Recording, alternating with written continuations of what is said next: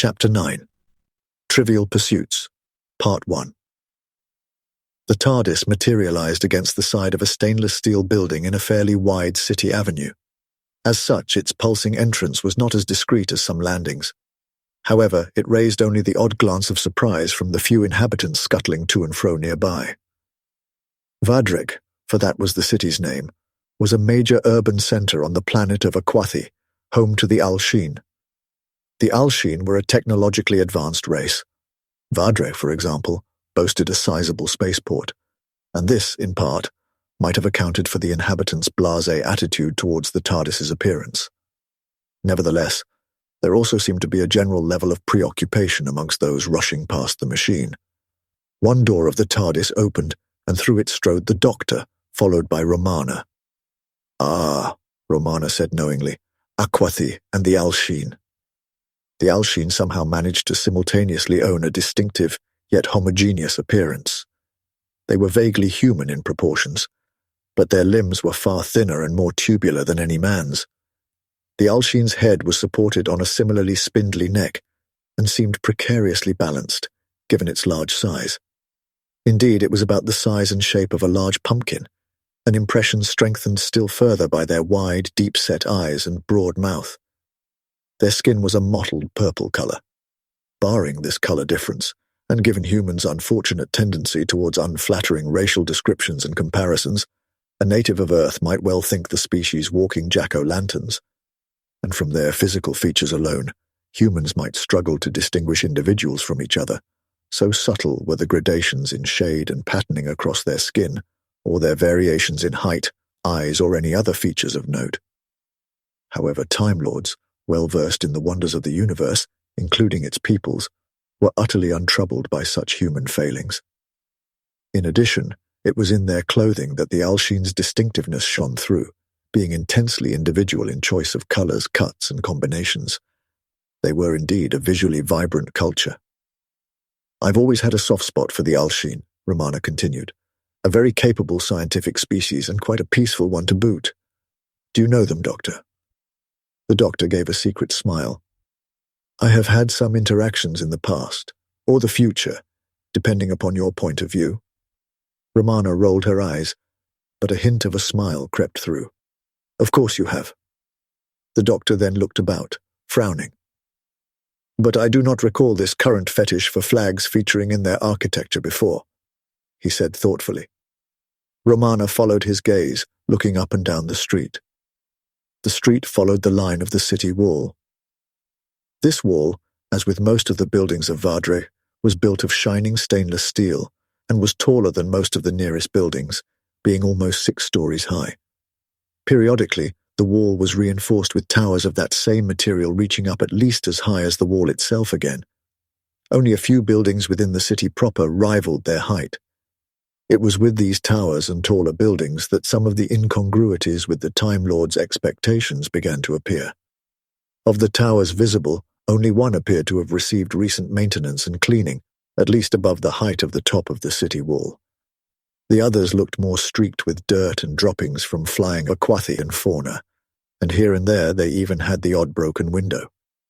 This same state of disrepair was shared by the taller buildings within Vadrek itself, although again, only above the height of the main city wall. The second oddity was at a lower level, and it was most obvious in the street around them. The Doctor's use of the word flags was a considerable understatement. Along each side of the street, attached to the buildings themselves as they rose, were vast, sail-like stretches of cloth. They were supported at top and bottom by beams jutting out to halfway across the street, and this, coupled with their off-white color, added to the impression of a city transformed into a yacht club. These sails were offset from each other from one side of the road to the opposite, leaving room for people and traffic to pass, although now forced to thread a zigzag course as they hurried along, casting the odd nervous glance skywards. "I see what you mean," Romana agreed. "I also don't remember the Alsheen being in such a rush. They were always such a calm people." "Flags and fear," the doctor mused, glancing upwards once more as a gust of wind could be heard blowing through the towers. "Indeed, a touch of vertigo, too, perhaps." Just then, as the Time Lord's eyes had wandered along the top of the wall, they were transfixed by the appearance of a figure. Appearance really was the only fitting description of how this entity had arrived, seeming to ripple or swirl into existence from nothing. And it was the stuff of nightmares. It was roughly humanoid, but not in the way the Alsheen were. True, its limbs were elongated and thinner than most Earthmen or Time Lords, but it had more obvious muscle and sinew than the Alsheen, albeit stringy and fibrous, like a well-cooked chicken. In keeping with this analogy, its skin was leathery and brown, pulled taut across those same gangly limbs and also its face. That face was one of the most disturbing features of this creature, the tight, leathery skin giving it an almost skeletal appearance, eyes popping forwards with large, bloodshot whites and tiny pupils. Its nose was virtually non-existent, a central line of cartilage separating two long nostrils almost flush with the face itself. Its mouth was wide and seemed fixed in either an insane grin or hate-filled grimace. It was hard to say. Finally, long, lank, greenish-grey hair sprouted from its head and fell past its shoulders, being blown clear from its face and naked body by the wind. This revealed two flattened and shriveled breasts hanging from its chest like two drained wine sacks. And the figure was as tall as the very tops of the towers. In 3 strides along the top of the wall it had passed from where it had appeared, next to one tower, to reach the next one. Just as it seemed about to touch this second tower, it vanished in the same way it had appeared, like some sort of mirage or dispersing smoke. As this apparition had manifested, several of the passers-by had glanced up in fear before hurrying on. Anxious whispers could also be heard, indistinct save one word which gained prominence through repetition. Breshapep. Romana turned to the doctor, shuddering. "Doctor, what was that thing?" The doctor had still been staring towards the top of the now empty wall. He shook his head slowly. "Something quite obviously not of the Alsheen. Indeed, I doubt very much it is of this world at all. Whatever it is, it does not bode well." At that moment, K9 trundled from the doors of the TARDIS, around the 2 Time Lords, and sat, staring out into the sail-bedecked street. The doctor looked down at him. "K9, with the data already acquired, can you use the FDSS to locate the exact site of our local source event?" "Affirmative, Master. And once there, you can scan and acquire more data and zero in on our quarry still further?" K9 whirred. "Naturally." "Excellent," the doctor cried cheerfully. "Then K9, fetch." Upon receiving his orders, K9 drove off into the streets, lights flashing and antennae spinning, clearly on the hunt. "And what, Doctor, should we do?" Romana asked. "Well, I suppose we should find out exactly what is happening in Vardre. Usually I would ask a policeman. However, I think I remember where the Central Administration Building is. I may be able to pull some strings, if we're lucky." Romana raised an eyebrow. "Then pull away, Doctor. I just hope everything doesn't unravel in the process." The doctor frowned, but could not entirely suppress a smile. "Oh, ye of little faith." As it happened, on this occasion the doctor's memory and sense of direction both held true. Vardreg's main administration building lay close to the city walls, on the opposite side of the street from the largest entrance to the city. This entrance was embedded in the base of yet another wall tower, one which still retained its glass in its upper levels, and in this respect at least, seemed better maintained than other tall buildings in the city. The administration building was clearly built to mirror the entrance tower, being of a height and style, minus the enormous entranceway for people and traffic to and from the city.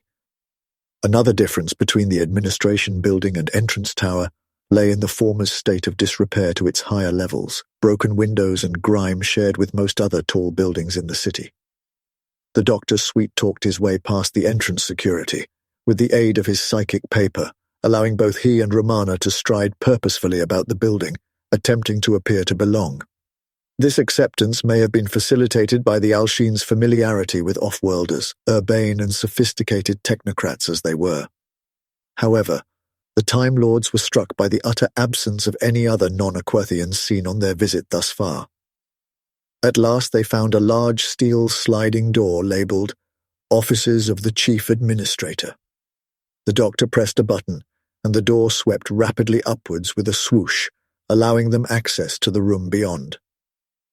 As the doctor and Romana entered, the doctor clapped his hands in delight as he saw the figure seated in the hoverchair before them. "Radre, my old friend, long time no see," he cried. Radric stood up from the chair and stared at the doctor. He was dressed in close-fitting white leggings and tunic, trimmed with yellow buttons. At his waist he wore a patterned belt, reminiscent of tartan in design. About his shoulders he wore a 3/4-length blue cloak, completing his outfit. "I'm sorry. Do I know you?" In spite of a Time Lord's experience and keen perception being easily able to distinguish the features of any Alshine, one from another, interpreting their speech was an entirely different matter. The Alshine's tone was so flat and featureless that the doctor and Romana found no nuances or fluctuations on which to gauge Radric's mood, only the words themselves. However, they surmised Radric's demeanour was one of surprised, polite confusion. The doctor laughed. "Ah, of course. I did not notice how young you are. You would not know me yet." Radric nodded his sizable head. "Time travelers. You must be. Are you Gallifreyan by any chance?" "Indeed we are. Have you had many dealings with our race?" Romana asked. "I met 2 time travelers in a TARDIS a few years ago. They spurred my own interest in time travel, an ongoing research which I feel is on the verge of bearing fruit." "2 time travelers?" the doctor asked. "Who were they, and why were they here?" Radric paused for a while. "What are your names?" he eventually asked. "I am Romana," Romana supplied helpfully. "And your future friend here is the doctor." Radric nodded. "I am sorry if that seemed a little rude. It's just the other 2 travelers never gave their names. One, the most flamboyant of the 2, simply said my name is not important, whilst the other barely said a word during the entire time they were here." The doctor stroked his chin.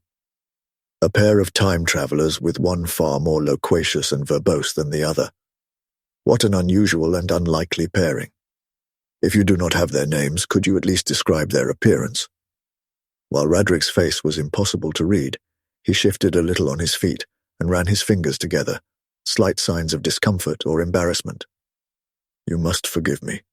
My people find it hard to tell other humanoids apart. Your bodies are also lumpy. It is like a confused signal, like noise. As such, and it shames me to say this, you all look alike to me." The doctor and Romana exchanged incredulous glances, looking each other up and down. "But surely," Romana said, "you can tell differences in gender." "Your species has gender," Radric responded. "I had no idea." "Fine," the doctor said. "Well, you must at least be able to tell something from their clothing." Radric shook his head. "Not really.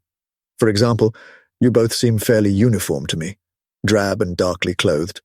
You must have noticed the vibrancy and variety in traditional Aquathi attire. To be fair, I could not reliably distinguish your garb from our previous most helpful visitors. Who knows, maybe they were you from your futures." The doctor grunted wordlessly at this. Then he changed tack. "You say they were helpful. How so?" Radric sat back down in his chair wearily. "A few years ago a plague came to us. The travelers helped us and gave us some respite from it, if not a cure." "We saw a strange figure walking your wall," Romana interrupted. "Has your plague anything to do with that?" Radric stared at her. "Breshopep," he said simply. At that moment, the door behind the Time Lords whooshed open, and in rushed another colourfully dressed Alshine. Chief Administrator, a caravan is approaching the city." "The poor fools. Dr. Romana, come with me, and I fear your questions will be answered. Why did they not obey the travel ban?" Radric leapt to his feet as he said this and darted past them towards the door. The Time Lords followed hastily in his wake. Together, Radric, Romana, and the doctor dashed downstairs, out of the administration building and across to the tower straddling the nearest entrance to the city. Radric led them to a door in its base, which turned out to be an elevator. This carried them rapidly up to the top floor. "This is the observation deck. Do not go beyond the tape," Radric said before the doors opened. The lift shaft terminated near the middle of this floor, which was otherwise almost completely empty. Each wall was entirely lined with windows, allowing unobstructed views to all cardinal compass points. All these windows were intact and reasonably clean. Just beyond the lift, a length of tape had been hung, perhaps 2 meters from the lift doors and some 6 meters from the nearest window. As they left the lift, the doctor and Romana could see this temporary barrier extended around it in a rough square, preventing any access deeper into the room. "Our view of the surrounding lands is somewhat restricted, this far from the windows," Romana noted. Radric turned towards her. "It will have to suffice if we want to live." Both the Time Lords stared at him in wonder, but he did not elaborate. Instead, he pointed towards the wall which faced away from the city and looked out onto the lands beyond. Vadreg lay on a wide plain between 2 shallow mountain ranges, perhaps 20 miles apart at the city, but spreading further in separation as one moved away, also diminishing in height as they went. The plain itself was covered in long green grass or reeds, which swayed gently whenever the breeze touched them. Through this living sea had been cut the main approach road to the city. Far away, other roads could be seen scything through the grass to join the main thoroughfare. On the last half a kilometer of approach, tall poles as thick as tree trunks had been driven into either side of the road at regular intervals. From there, more of the vast sails and cloth baffles had been suspended, much like the flags or sails hung within the city itself. "Look," Radric said, pointing with more emphasis now. Just beyond the end of the cloth-covered approach to the city, the caravan could be seen. There were about a dozen vehicles about 500 meters from the start of that shrouded section. An odd array of hovercars, some covered, some open-topped freight haulage floaters, and even some farm vehicles. The caravan was moving at the pace of the slowest of these, presumably to keep everyone together. "They have almost made it," Radric said quietly. At that moment, a ripple ran across the plain. The wind had picked up. The Time Lords could hear it now, whistling past the tower, and it was this which had disturbed the grassland. With this wind, Radric's body tensed. "Oh no," he said. Out on the plains, perhaps 100 yards from the caravan, a vast and terrifying figure swam into being. Brown and leathery, with tattered hair, naked, wizened body and hideous face, it strode towards the caravan, towering over them. Some of the vehicles swerved, trying to make some effort to avoid it, but it was on them in 2 strides, walking through the caravan and out the other side. As the horrifying vision passed, the vehicles then stopped moving, for the most part, while those passengers and drivers which could be seen appeared to slump, collapse or fall from the vehicles. Then the wind died down, the giant vanished, and all was still. "What happened? What was that?" the doctor asked, appalled. Silently, Radric reached into his tunic and withdrew an object which looked for all the world like a jeweler's eyeglass. He passed it to the doctor, who recognized it as a device more akin to a telescope. He placed it to his eye to get a closer look at the caravan. As the doctor surveyed the scene, adjusting the magnification and focus, Radric said one word: "Breshopep." By now, the doctor could see clearly the devastation upon the plain. Every figure visible had indeed collapsed into a pile of bones. Some bodies were still held together, more or less in shape, by their clothing, while others were more jumbles of cloth and bone. These were either piled or scattered where they fell. Alshine bones were narrower and more cylindrical than their human counterparts, as befitted their different physique. Similarly, their skulls were larger and rounder, and many stared back at the doctor now with empty sockets. It was as if they had died. Then centuries passed in an instant, stripping the flesh from their exposed corpses. "By the Guardians," the doctor muttered in hushed tones. "What is it, doctor?" Romana asked. "What can you see?" The doctor silently passed her the eyeglass. Romana gasped as she now saw the results of Breshopep's passage. "Now you see our plague," Radric said. "Each time the wind is blowing Breshopep, the butcher on the breeze can appear whenever and wherever it pleases, as long as the air moves, at least outside." Romana removed the eyeglass and turned to Radric. "And it kills? But how?" Radric shook his head. "It is unclear. My own research into time travel leads me to believe that there is some connection, the rapid degradation of the bodies you observed, but I, indeed no one, has yet determined what mechanism is at play." "I am beginning to have my suspicions," the doctor muttered. Radric and Romana turned to regard the doctor, but he remained silent. Then, finally, he turned away from the window and looked them both in the eyes, alternately. "The sails, flags, and baffles. That is what the two time travelers devised to help? They put up windbreaks?" he asked of Radric. "Yes, it has helped keep our streets safe, allowed us to secure at least part of the approach to the city. But the upper reaches of Vadre, the towers and the wall tops, they are still vulnerable." "Hence the safety barrier? This taped cordon here?" Romana asked. Radric nodded his vast cranium once more. "Breshopep's influence appears to extend quite some way, even into buildings, at least the distance you can see here. At great risk, we keep this one tower maintained for observation purposes, such as today's tragic encounter." The doctor looked about to speak, but then something caught his attention out of the corner of his eye. He spun around rapidly to stare out of the window. "K9!" he cried. Just beyond the white canvas of the covered road, trundling out onto the plain and towards the slaughtered caravan, could be seen the metal dog, very small, but still identifiable. The doctor wheeled on Radric. "Where did your time-traveling helpers land?" he yelled at the startled Alshin. "Just beyond the city, approximately where the caravan now is, perhaps a little closer." At that moment the sound of the breeze returned, singing past their tower. On the plains, the grasses stirred once more, now swaying in the opposite direction to where they had earlier. Breshopep returned. It strode through the caravan once more, to no additional effect on both vehicles and passengers. K9, however, stopped dead in his tracks. The doctor snatched the eyeglass back from Romana and slapped it hurriedly to his eye. The doctor saw that K9 was utterly motionless, no lights flashing, no movement from his antennae. "K9!" the doctor gasped again, the eyeglass falling from his hand to clatter on the floor. He spun and ran back into the elevator, frantically pressing the button for the ground floor multiple times. Romana and Radric had to dash back inside the lift to beat the doors as they closed, and together all three were rapidly transported to street level. As soon as the doors were open, the doctor hared out.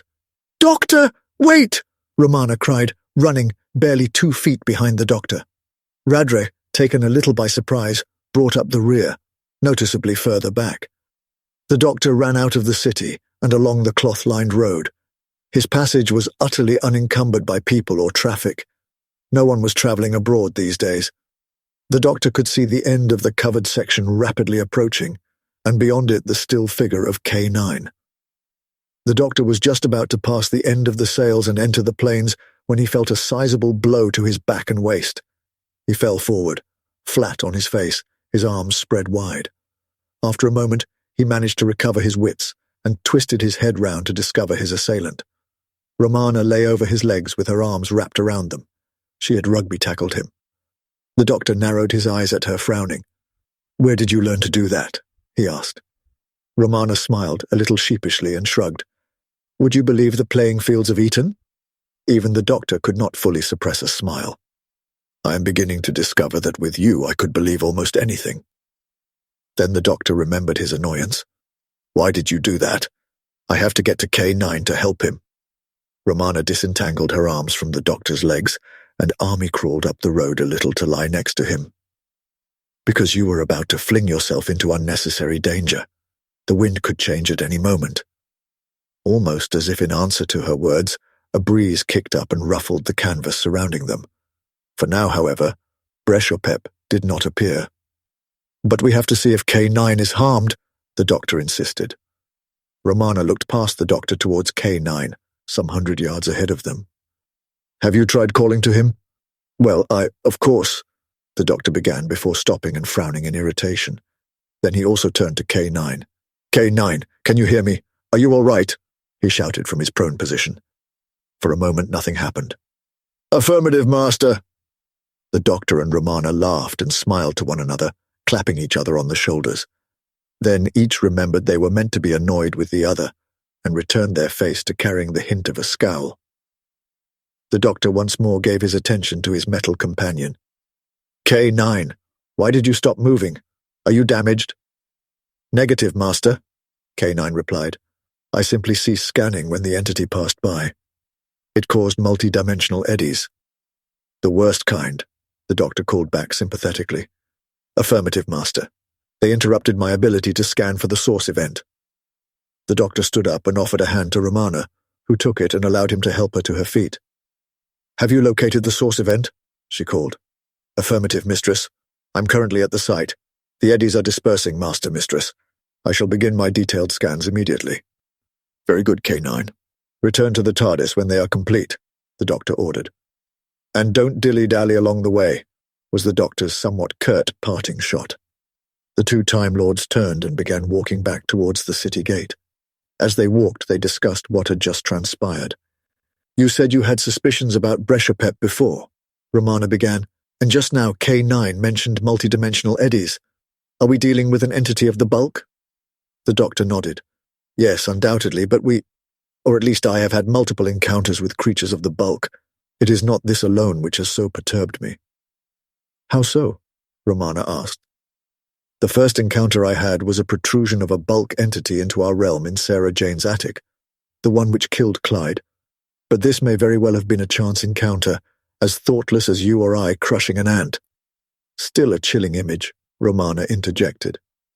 No doubt, the doctor agreed with a raise of his eyebrows, but I haven't finished yet. With these words hanging in the air ominously, the doctor went on. Next we had those bulk creatures who piggybacked inside other lower-order organisms, the rats on Mondas and the penguins in Antarctica. But the bulk creatures in that instance were themselves some lower-order entity, the rats, or birds, or ants even, of the 11-dimensional realm, when compared with the vastness and insane complexity of the most godlike multidimensional denizens, as glimpsed in the attic encounter, I mean. Romana nodded. I see.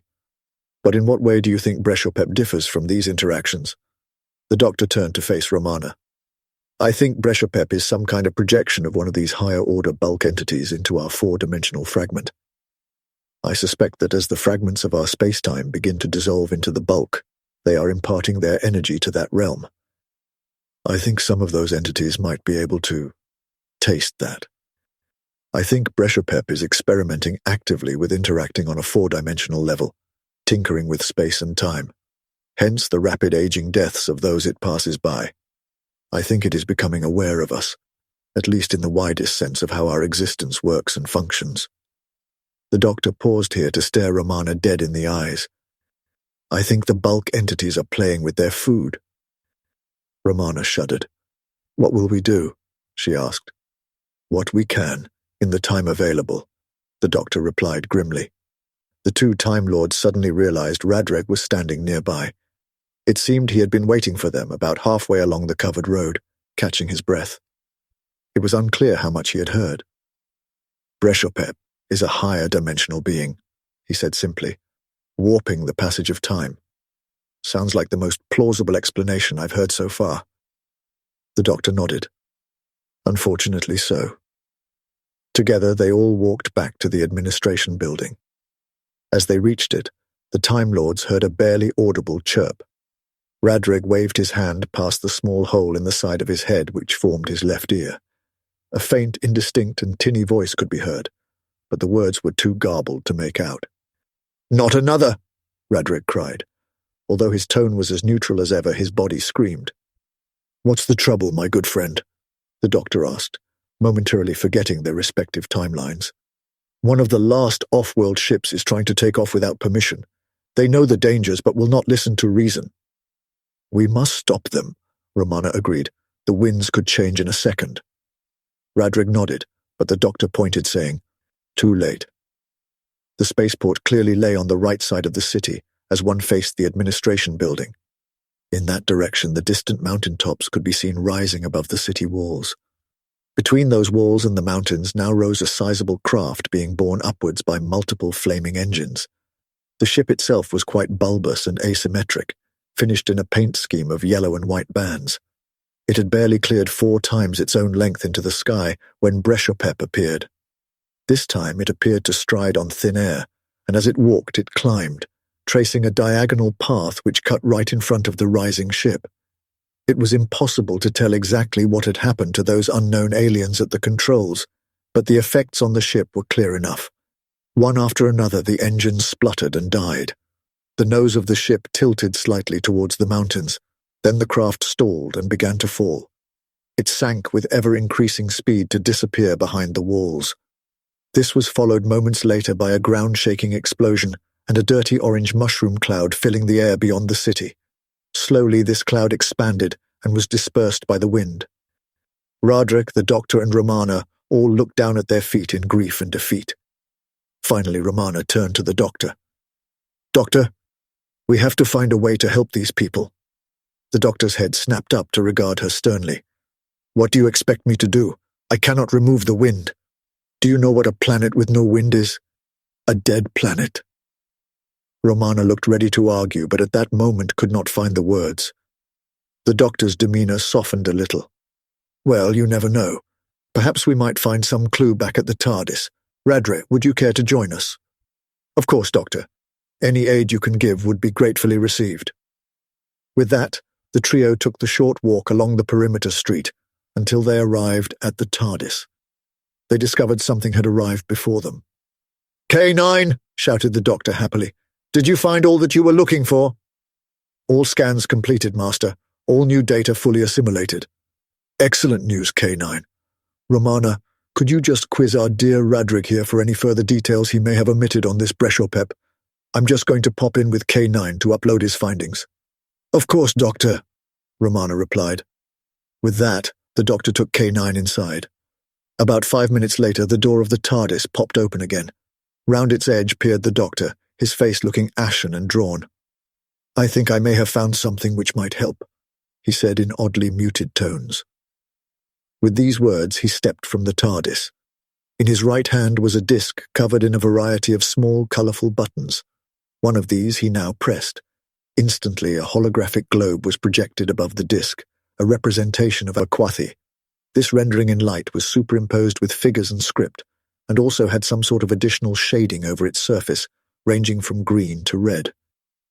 "This is an advanced wind speed mapping device," the doctor explained. "It incorporates 1 or 2 of the TARDIS's time visualization circuit designs. As such, it should give you an accurate measure of where the winds will be strongest for up to 2 weeks into the future." Radrig's head darted from side to side slightly, an indication of mild confusion. "Well, yes, I can see how this would be useful. Warning as to when to stay indoors," he said slowly. The doctor shook his head. "No, Radrig, you're missing the point," the doctor said grimly. "Please explain," Radrig responded. "You have many ships now currently grounded in your spaceport, yes?" the doctor asked. Radrig nodded. "And you have many other systems with which you are in contact," the doctor continued. Again, Radrig gave his silent confirmation. "Then you must contact those worlds, find those which are still responding, ascertain whether they are free from any unusual apparitions or other dangers. And if they are, evacuate your people to them." Radrig stood in stunned silence for a moment. Then he inclined his head. "I understand. I will do as you advise. I will use your device to see when the wind is at its lowest around Vadreg and launch in those windows." The doctor held up a finger. "No. You must look for when the wind is strongest over other locations on this planet. Those are the times to launch." A look of horrified realization crept over Romana's face, while Radrik shuddered. "When the wind is fiercest over other settlements.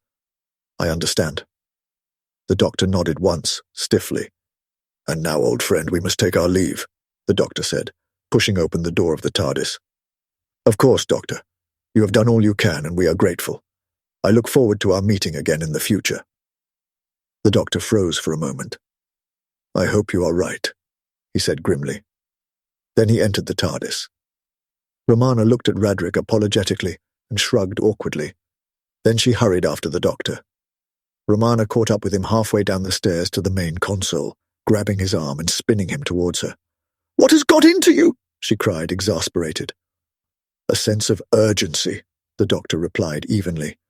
Romana would not release her grip upon the doctor. "No, that is not enough explanation for this.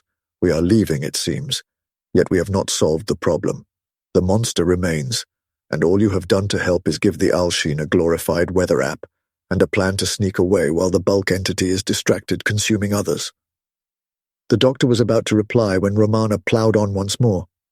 "And," she said with emphasis, "why be so arch with Radre? You know full well, as does he, that you met in your past timeline. His future. Of course you'll meet again." The doctor stared at her for a moment. Then he simply said, "Follow me."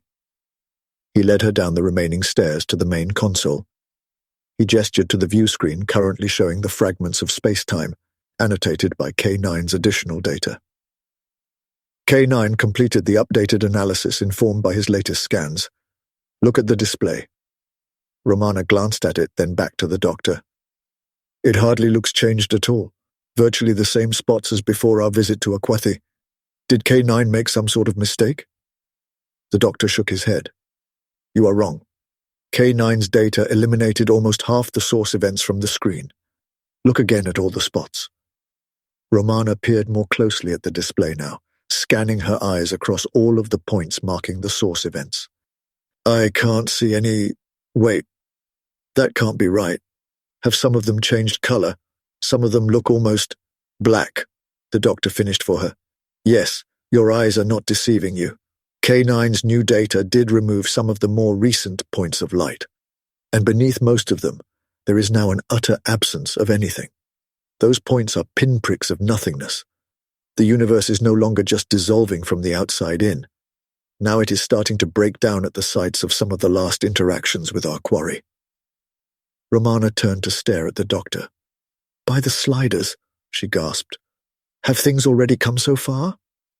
The doctor nodded. "And you wondered why I cast doubt on my meeting Radre again? It matters not one jot if I have already met Radre, and that meeting lies in the future. Not if the whole of space and time dissolves into nothing. When the universe goes, everything goes. All places, all events, all history, the whole of existence.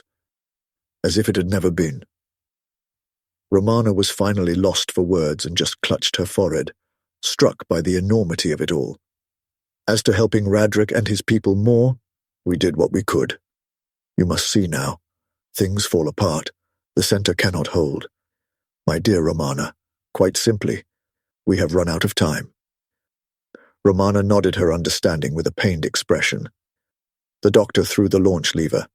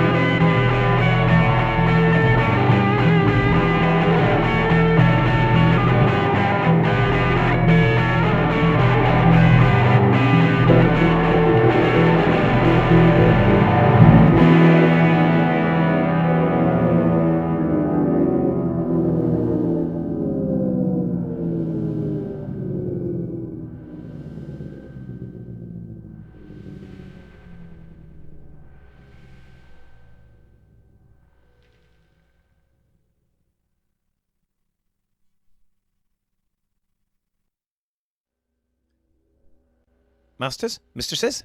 The Doctor requires materials in order to maintain the TARDIS and ensure continued functionality. He similarly requires carbon-based comestibles to sustain his own biological functions and existence. Master would never say this, but he requires aid beyond that supplied by this unit in order to acquire these. To aid the Doctor in his various tasks and creations, this can be most effectively achieved via Patreon or Substack subscriptions, or through donations directly to PayPal. Or if you desire physical goods in return for your contributions, written accounts of my travels with the Doctor are also available on Amazon. Links are in the description below. Thank you, Masters, Mistresses.